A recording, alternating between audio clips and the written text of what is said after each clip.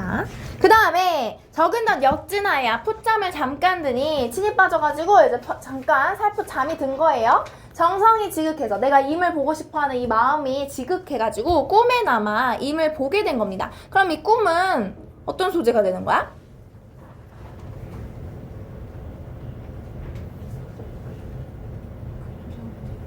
긍정적인 소재의 느낌이 나요. 맞아요, 맞아요. 꿈은 임을 볼 수 있게 하는 매개체입니다. 임과 의 일시적 재회를 가능케 하는 매개체인 거죠. 그러니까 화자가 좋아하겠지, 꿈꾸는 거를. 그래서 꿈에서 임을 봤는데 옷 같은 얼굴이 반쪽이 돼가지고 늙은 거야. 마음에 먹은 말씀, 임한테 이런 말 해야지 하는 그 말들을 실컷 얘기를 해야겠다 했는데 눈물이 막 차올라가지고 말을 못 하겠는 거죠. 그래서 이 말하고 싶었던 것을 다 못 말하고 목이 막 메어 왔는데 오전된 개성이, 오전이 됐으면 누가 울어? 닭이 울어요. 닭 울음입니다. 닭 울음은 닭 울음에 잠이 깨버렸다라고 이야기를 하는 거죠. 그러면 내가 이 꿈 꾸면서 임을 만났었는데 누가 방해한 거야? 개성이 방해한 거야. 이 방해물이죠, 방해물. 어와 허사로다. 이 임이 어디 갔단 말인가? 꿈에서 깨어났으니까 임이 당연히 없겠죠. 그래서 잠결에 일어나 앉아가지고 창을 열고 바라보니 어여쁜 그림자, 어여쁘다, 안타까운 그림자가 나를 좇을 뿐이다 라고 하면서 이 어여쁜 그림자가 내 그림자예요. 나 혼자 있다는 거죠. 내 임이 내 옆에 있는 게 아니라 내 옆에 있는 건 나의 그림자밖에 없다는 거야. 이것도 외로움 심화하겠죠. 객관적 상관물일 겁니다. 객관적 상관물, 외로움 심화. 그래서 차라리 죽어서 나궐이나 되어야겠다. 임 계신 창 안을 번듯이 비춰야겠다라고 얘기를 합니다. 그럼 이 나궐은 어떤 소재가 되는 거야? 화자의 분신, 그 다음에 화자의 사랑을 드러내는 소재가 되는 거겠죠? 자, 그럼 얘들아, 가장 비슷한 게 뭐게? 산, 구름하고 가장 비슷한 거 3번이겠죠? 근데 얘들아, 송미인곡에서 만약에 이런 문제가 또 나왔어. 근데 너네가 아무따 3번 이러고 개성 고르면 안 돼요. 왜냐면 송미인곡에 장애물을 의미하는 게 개성 말고 또 있거든요. 근데 개성은 유일하게 간신이라는 의미를 가지지 않는 장애물이에요. 근데 송미인곡에 또 다른 장애물을 의미하는 시어 중에 간신을 의미하는 시어가 있어요. 그럼 걔네가 함께 나왔을 때는 걔네를 골라줘야겠죠. 걔네는 의미가 완벽하게 일치를 하니까 걔네를 골라줘야 되는 거고, 만약에 걔네가 없다라고 한다면 우리는 개성을 골라줘야 되는 거죠. 그럼 하나만 더. 나궐이 화자의 분신이자 사랑을 의미한다 그랬어. 3인곡에서 어떤 시어랑 동일하게? 그렇지, 범납이랑 동일한 거죠. 요거까지 알아두면 좋겠어요. 논술형 1번 문제에서 이런 거는 여러분이 다 잘 풀었는데요. 요것만 오답이 좀 있었습니다. C반 오답이 좀 있었어서 C에 대해서 얘기를 해줄게요. 여기 보면은 보내고 싶다, 보내고 싶다, 쏘고 싶다 이거예요. 그래서 화자가 화자가 주체가 되어서 행위하는 거를 이야기하는 거예요. 그래서 C의 답에 올 수 있는 건 붙이고 싶다 요거예요. 그래서 이미 선정을 베풀기를 원한다. 이것 역시 소망이겠지만 화자가 직접 할 수 있는 소망을 적어야 했기 때문에 답은 요거였습니다. 그래서 그 차이를 알면 되겠고, 여러분이 너무 멀뚱멀뚱 있는 것 같아서 그냥 다섯째 과제집을 가보도록 하겠습니다. 3쪽 볼게요. 답 부릅니다. 1번에 3번, 2번에 철쇠, 3번에 1번, 4번에 2번입니다. 질문 있나요? 없어요? 1번이요. 봐보자. 적절하지 않은 것은 인물의 독백을 통해 비정상적 사건들을 나열하고 있다. 우리 확인해야 할 정보 3가지예요. 독백을 통해서 비정상적 사건이 나열된 부분이 가에 있느냐. 가가 정말 짧아요. 혼자 있는데, 그 다음에 두 살 난 아기가 살인을 저지른 거, 동대문이 무너진 거, 그다음에 남편이 자기 아내한테 매 맞는 거, 비정상적인 사건들이 나열되어 있죠. 그러면은 요거는 맞는 설명이니까 답이 될 수 없고. 2번, 나에서 일방적인 명령조의 대사를 통해 소통이 부족한 현대사회의 가족관계를 드러내고 있다. 나에 보면은 명령조로라고 아예 대놓고 드러나 있습니다. 근데 얘들아, 이렇게 명령조로 이야기할 때 처의 반응이 어땠어? 수능적이었죠. 맞아요. 어떤 대화를 하는 게 아니라 너 이렇게 엄마한테 싸가지 없게 굴면 안 돼, 이렇게 얘기를 하는 게 아니라 그냥 해줘야지, 이게 부모된 도리, 이렇게 해줬단 말이야. 이렇다는 건 가족으로서 소통하고 있는 게 아니라 그냥 명령을 하다라는 그런 방식으로 가족이 구성되어 있다라는 걸 보여주는 거기 때문에 비정상적인, 소통이 부족한 현대사회의 가족관계를 비판하고자 하는 걸로 볼 수가 있겠죠. 다하고 마에는 새로운 인물을 갑자기 등장시켜서 사건의 흐름에 극적인 반전을 이루고 있다라고 얘기를 하고 있습니다. 다랑 마랑 다에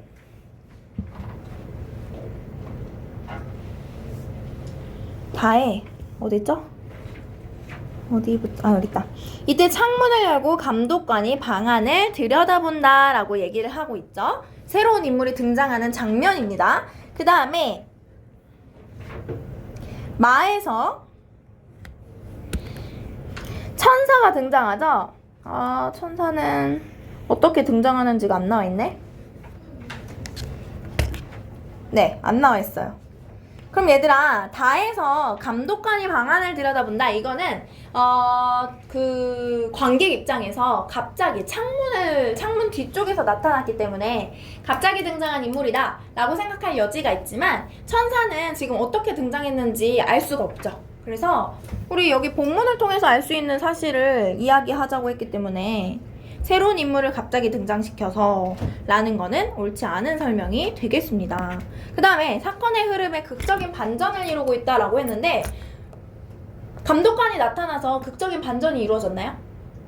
아니지. 계속 비판하고 있던 기계적인 노동하는 것들을 보여주고 있었고, 그 다음에 천사가 나타난다고 해서 갑자기 교수가 꿈과 열정을 좇기 시작했나? 아니지. 그것도 아니었어. 그렇기 때문에 이것도 완전히 틀린 설명인 겁니다. 좋아요. 넘어가 볼게요. 4쪽에 5번에 1번, 6번에 2번, 7번에 감독관, 8번에 5번입니다. 질문 있나요? 8번 또 있나요? 5번 또 있나요? 없어요. 그러면 5번 먼저 봐보도록 하겠습니다. 이 글의 특징으로 적절하지 않은 것은 배우들은 모두 여러 인물의 역할을 담당하고 있다. 모두래. 여기에 누구누구 등장하나 좀 봐보자. 감독관이랑 교수랑 천사가 등장하네요. 배우들이 모두 여러 인물의 역할을 담당하나? 노노 아니었잖아. 답은 1번이죠. 뭐지? 뭘 해설해주면 될까요? 몇 번을 해설해주면 될까? 몇 번? 4번? 4번? 4번. 등장인물들의 이름을 보통명사로 제시하여 익명성을 강조하고 있다. 보통명사로 제시하고 있는 것까지는 알았나요? 오케이. 익명성을 강조하는 거 맞아요. 익명성을 강조하는데 예를 들어서 민준이라고 밝히기가 좀 꺼려져서 이 의도는 아니었어. 익명성을 강조함으로써 얻을 수 있는 효과가 우리가 배웠던 그 효과예요. 그 4가지 정도의 효가 있었죠. 익명성을 강조해서, 그러니까 일부러 그 고유명사스러운 이름을 설정하지 않고 익명성을 강조함으로써 소통이 부족한 가족관계를 드러낸다든지, 아니면 현대인의 부조리한 현실을 드러낸다든지 하는 것들을 드러낸다는 겁니다. 그래서 그 중간 과정이라고 생각하면 돼요. 우리가 배운 4가지 효과의 중간 과정인 거죠. 이해되나요? 그러면 8번 보면 되죠? A를 통해 알 수 있는 내용, 천사와의 대화 장면이래요. 알 수 있는 내용으로 아닌 것은 교수는 자신의 꿈을 다시 찾고 싶어 한다. 천사한테 가지 말아라 라고 한다는 건 무슨 의미야? 천사가 무슨 상징성을 가지고 있는지를 생각하면 되잖아. 무슨 의미를 가지죠? 희망. 맞아. 희망 또 정열 또 꿈을 의미하잖아요. 그럼 가지 말아라 라고 한다는 건 자신의 꿈을 다시 찾고 싶어 한다고 볼 수 있는 거죠. 근데 만약에 이게 근데 헷갈려 라고 하면 만약에 세모를 치면 됩니다. 만약에 헷갈리면요. 어쨌든 우리는 알고 있으니까 동그라미 칠 거예요. 두 번째, 교수는 천사가 자기를 버렸다고 생각한다. 이건 대본 보면 되지. 어디 있게. 그렇죠. 당신은 왜 나를 버렸어요? 라고 물어보잖아요. 그러면 당신이 가리키는 천사가 자기를 버렸다고 생각하는 걸 알 수 있죠. 교수는 희망과 정열을 가졌던 과거의 모습을 잊지 않았다. 이건 어떻게 확인할 수 있을까?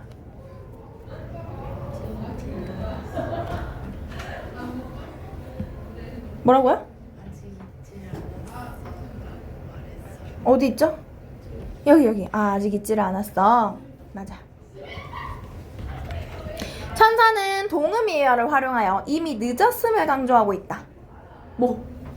사고. 그치. 사고라는 말을 활용했어요. 첫 번째 사고는 무슨 의미죠? 그렇지. 생각. 그 다음에 두 번째 사고는? 맞아요. 잘하네. 천사는 절망한 교수가 희망과 열정을 다시 찾는 계기가 된다. 희망과 열정을 다시 찾았다면 내 옆에 천사는 계속 남아있었겠죠. 그런데 이 천사가 어떻게 됐어? 사라졌어. 그러면 더 이상 이 사람 옆에는 희망과 열정이 남지 않았다는 걸 알 수 있기 때문에 천사가 떠났다라는 장면을 통해서 알 수 있는 거죠. 천사의 상징성을 고려한다면 알 수 있는 문제였고요. 5쪽에 9번에는 답이 5번이었습니다. 질문인가요? 괜찮다면 넘어갈게요. 6쪽에 10번에 1번, 11번에 5번, 12번에 1번, 13번에 4번입니다. 질문? 12번 또 있나요? 11번 또 있나요? 없어요. 11번 먼저 보겠습니다. 여러분, 가를 읽고 난 후라고 했으면 가를 꼭 읽어주세요. 알겠죠? 가려지질 않네. 적절하지 않은 것은 자, 비정상적인 인물들이 등장하고 있군. 가에 비정상적 인물 있나 보자. 누구 있죠?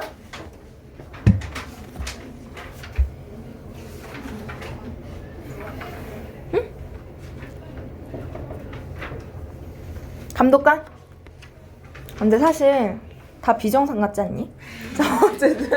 어쨌든 등장한다. 맞아요. 상징성이 강한 소도구들을 활용하고 있다. 가의 상징성이 강한 소도구 뭐가 있지?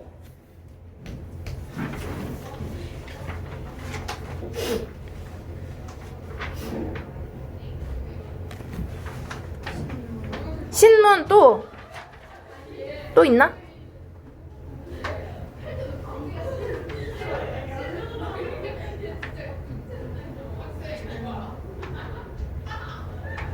철쇠, 그쵸?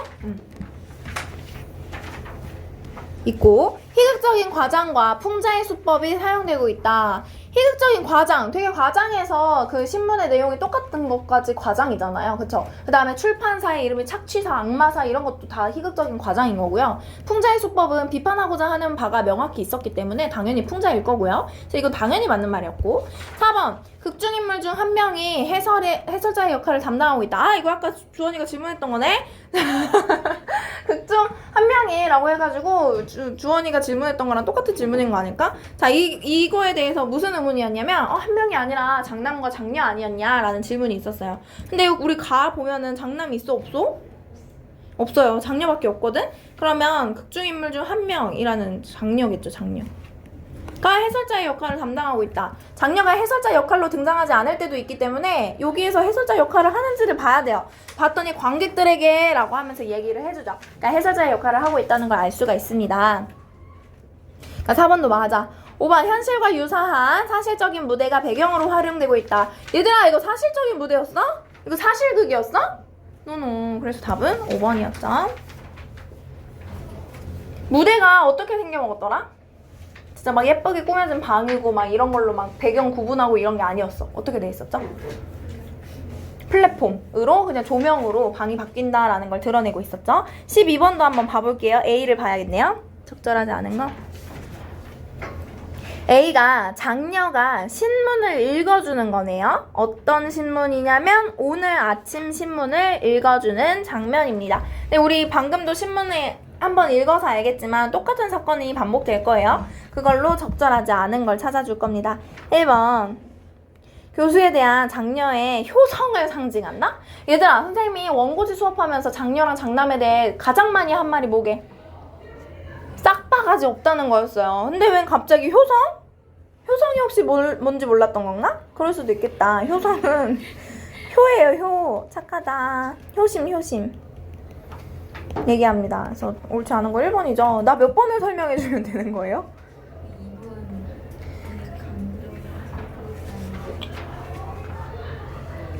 정보를 전달하는 인물에 감정도 섞여 있다. 자, 지금 A가 무슨 장면이라고 했냐면 신문을 읽어주는 장녀의 그 대사 부분이었어요. 그럼 정보라는 건 신문에 담긴 정보겠고, 정보를 전달하는 인물은 장녀예요. 그쵸?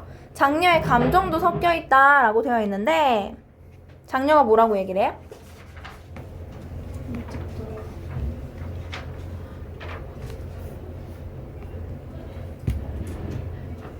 끔찍도 해라 이거 있네요. 그쵸? 아예 대놓고 나와 있는 부분이 하나 있네요.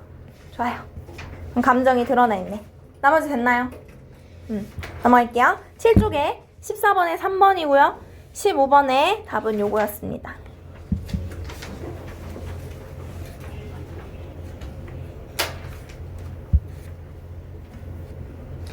비정상적인 현대사회의 삶이 기계적으로 반복된다.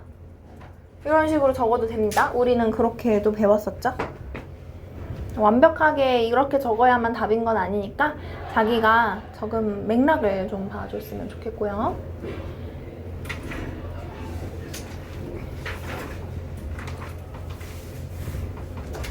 넘어가 볼게요.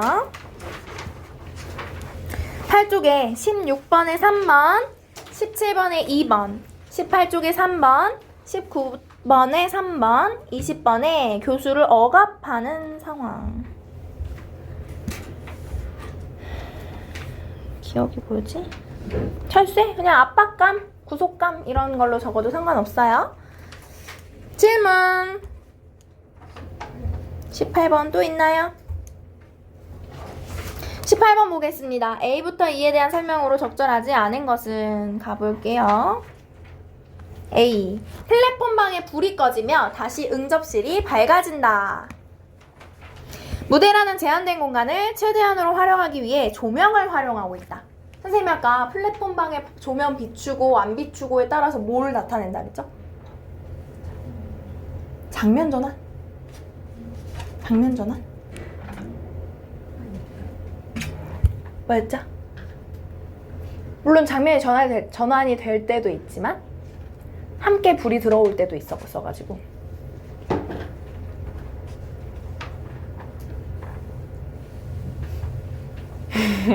뭐였어요? 뭐였어요?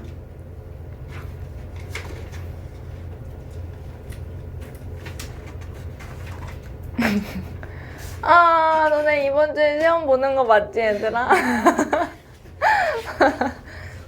공간 변화야. 공간 변화였잖아요. 아까 얘기했죠? 막 예쁘게 꾸며놓고 이런 걸로 막 배경 설정하고 이런 게 아니라 그냥 플랫폼으로 여기는 얘네 방, 여기는 이 응접실 이런 식으로 활용을 했단 말이에요. 그래서 무대라는 제한된 공간을 활용했다라고 볼 수가 있는 거죠. B를 볼까요? B. 새소리, 닭 우는 소리. 새소리, 닭 우는 소리가 우는 소리 다음에 뭐라고 되어 있냐면 아침이다 라고 되어 있거든요. 그럼 이거를 통해서 뭘 알려주는 거야? 시간이 흘러서 아침이 됐다 라는 거 알려주는 거잖아. 그치? 간접적인 방법이죠. 아침입니다 라고 누가 소리쳐주는 게 아니니까. 자연물이기도 하고요. 설마 음향장치라서 자연물이 아니라고 막 생각하고 이런 건 아니죠? 자, 어쨌든 그렇고요. 피곤한 아버지를 대신 C를 봐야겠네 또. C. 어머니는 아침 일찍 아버지 원고를 가지고 출판사로 달려갔으니 이렇게 제가 대신 왔습니다. 어머니, 왜 아버지 원고를 가지고 출판사로 달려갔을까? 돈 때문에. 맞아요. C. 피곤한 아버지를 대신한 어머니의 희생일까요? 희생은 너무 좋은 표현 아니니? 어머니의 돈, 밝힘을 나타내고 있는 거죠. 그래서 답은 3번이었어요. 나머지 해설해야 될까요? 4, 5번? 괜찮아요. 그럼 넘어갈게요. 9쪽에 21번에 3번, 22번에 5번, 23번에 3번, 24번에 4번입니다. 질문 있을까요? 23번 또 있을까요? 21번이 몇 번이에요? 3번이요. 됐나요? 23번만 보면 돼요? 신문기사에서 느낄 수 있는 사실로 가장 적절한 것은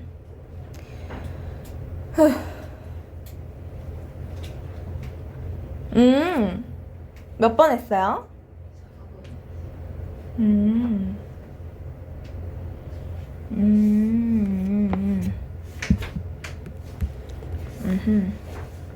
4번도 물론 사회 질서라기보다는 그냥 사회 자체가 무너지고 있는 게 보이니까 비정상적이니까 그렇게 이해를 할 수가 있는데 여기에서는 우리가 뭐에 더 주목을 해야 되냐면 이 신문을 혼자 읽었다가 3년 전 신문이라는 걸 알고 다시 한 번 더 읽어주죠. 왜 이 장면이 2번 나왔는지를 생각을 해봐야 돼요. 그랬을 때 가장 적절한 걸 찾아주는 거죠. 만약에 3번이 이게 답인데 이게 없었으면 4번이 답이 될 수 있을 거예요. 그래서 이런 식으로 국어는 늘 가장 적절한 걸 골라줘야 합니다.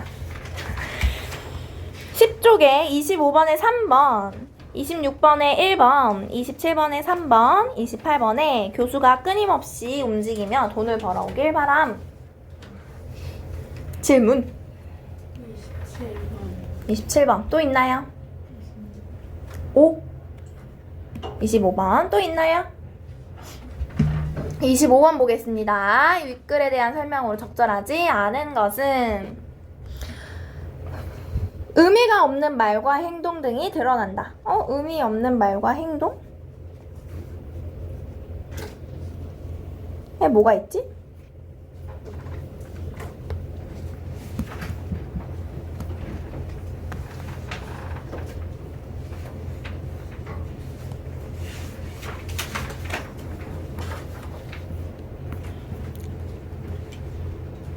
의미 없는 말과 행동은 일단 말 먼저 여기서 먹었던 거 아니야 거기서 먹었던 것 같기도 하고 하등 쓸모없는 말이죠. 오늘 아침에도 먹었고 점심도 글쎄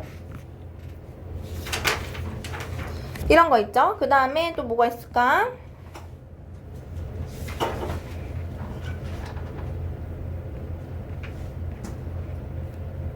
이런 거 있죠. 그건 순자 언니 조카뻘 되는 며느리 시누이의 아버지 뭐 이런 거 있어요.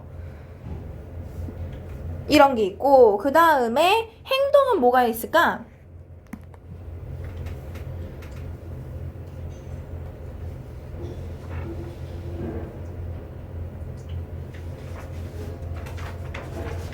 행동. 근데 말에서 약간 정신없다는 거를 의미하지 않아요. 너무 일을 바쁘게 해서. 정신없이 이렇게 구는 그 행동? 맞아요. 특히 여기에서 이게 있죠? 어디냐? 여기 시계가 8시를 쳤더니 나갔어요. 근데 나가는 게 의미가 있어요? 없어요? 의미가 없는 거였죠? 의미 없는 행동을 한 거야. 진짜로 일을 갔으면 의미가 있겠지만 그게 아니었기 때문에 그래서 1번은 적절하기 때문에 답이 될 수 없죠? 상징성을 띤 특정 소재는 너무 많았어요. 그쵸? 철새만 해도 2번은 답이 될 수 없고 현실의 모습을 사실적으로 묘사하고 있다. 맞을래? 사실적으로 묘사하고 있는 게 아니라니까. 누구야? 범인은 색출해야겠어. 사실적이지 않아요. 그때도 얘기를 했지만 얘는 반사실적이다 라고 얘기를 했잖아요. 그쵸? 그래서 3번이 답이 될 수밖에 없습니다. 이제 2번 설명했으니까 시험에선 절대 틀려오지 마세요. 나머지는 알 것 같고 27번을 봐볼까요? 27번. 안 해도 돼요? 네. 오케이. 알겠습니다. 넘어갈게요. 왜 혼날까봐 그런 건 아니죠? 넘어갈게요. 11쪽에 29번에 2번, 30번에 5번입니다. 질문 있나요? 29번. 30번 괜찮아요? 해요. 알겠어요. 29번 먼저 볼게요. 적절하지 않은 것은 현실을 과장하여 문제를 비판하고 있다. 과장하여. 자, 과장한 거는 너무 당연하니까 설명을 안 해도 될까요? 너무 당연하죠? 인물들 간의 갈등이 첨예하게 대립되고 있다. 인물들 간의 갈등이 뭐가 있을까? 없어요. 그쵸? 얘는 갈등 중심이 아니라고 얘기하지 않았나? 갈등이? 그쵸? 갈등 중심이 아니라고 했다. 내가 이거 답이 2번이라고 했나요? 맞아요? 현대인이 겪을 수 있는 고민을 그리고 있다. 어떤 고민이 있죠? 개성을 상실했다. 또 뭐가 있죠? 유대감을 상실했다. 그쵸? 가족 간의 유대감. 지금 여 장면만 봐도 가족 간의 유대감이 없네요. 그쵸? 상징적 그만하고 싶어요. 이 4번 선택지. 비현실적인 등장인물 내세워 개인의 상황을 드러내고 있다. 비현실적인 등장인물을 내세워서 개인의 상황을 드러내고 있다. 에서 비현실적인 등장인물이 누굴까?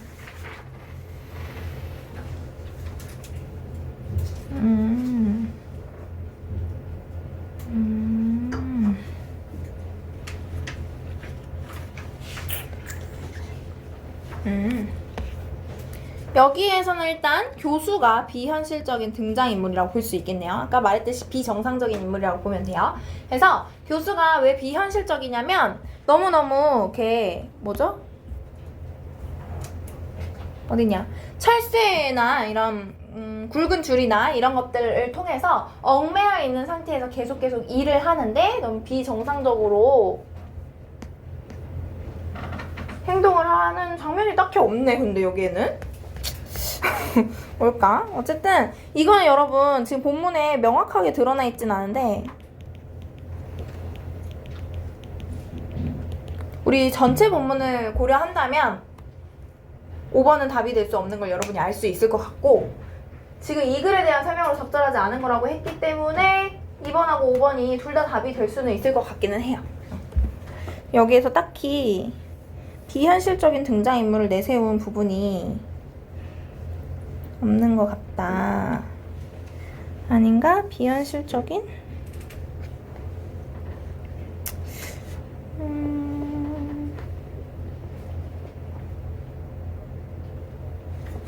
이런 깜빡 잠이 들었군. 난 잘 모르겠어. 이런 식으로 현실에 대해서 반응, 무감각해진 이 상황을 비현실적이라고 볼 수는 있겠지만 뭔가 이 수많은 극의 장면들 중에 딱히 드러나 있지 않은 장면들을 가져온 것 같기는 하네요.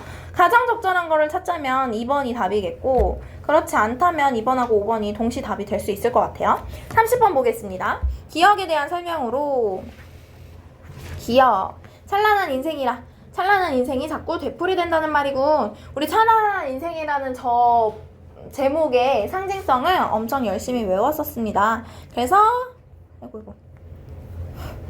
보자면 극중 상황의 비정상적인 면을 보여준다 라고 되어 있는데 찬란한 인생, 이 사람들이 진짜 찬란한 인생을 누렸나? 아니었어. 그럼 뭐를 상징한다 그랬죠? 찬란한 인생이?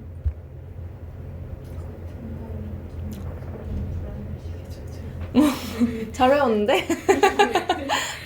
다시 얘기해볼까요? 네. 다시 얘기해볼까요? 겉은 화려하지만 속은 그런 의식에 젖어있는 현대인의 좋아요. 아주 잘 외웠어요. 그러면 극중 상황의 비정상적인 면을 보여준다고 할 수 있겠죠.